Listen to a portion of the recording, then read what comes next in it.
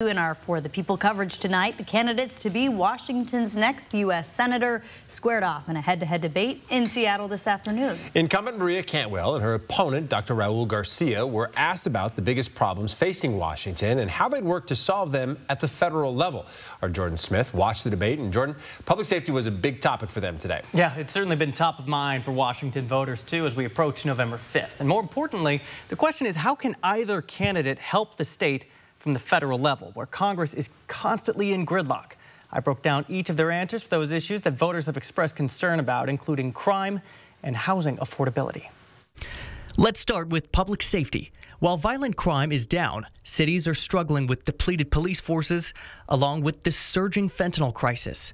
Senator Cantwell emphasized her support of community policing through federal programs like COPS. The COPS program, very successful effort by the federal government to help supplement what communities need as far as resources. It can be for training, it can be for skilling, and it can be for just hiring officers. Cantwell also touted her support of the Fend Off Fentanyl Act, a bipartisan bill that allows the U.S. to more aggressively break up opioid supply chains and sanction drug cartels.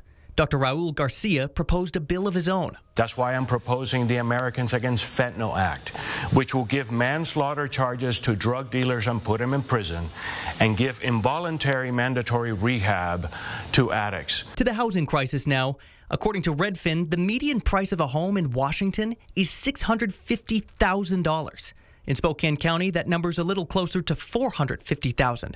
Dr. Garcia recommended assistance programs similar to what the VA offers. Let's have programs with our lenders that our regular citizens could afford to buy a house without a down payment. They still have to qualify, but in our economy today, it's very hard to come up with a down payment. Cantwell hopes to expand the capacity of the Affordable Low-Income Housing Tax Credit to expand the inventory of low-income housing options. This tax credit is 95% of the affordable housing that gets built with this tax credit. And Election Day is right around the corner here, November 5th. So for more details on this debate, along with our other For the People coverage, to be informed about this election, head to our website, KXLY.com. In studio, Jordan Smith, 4 News Now.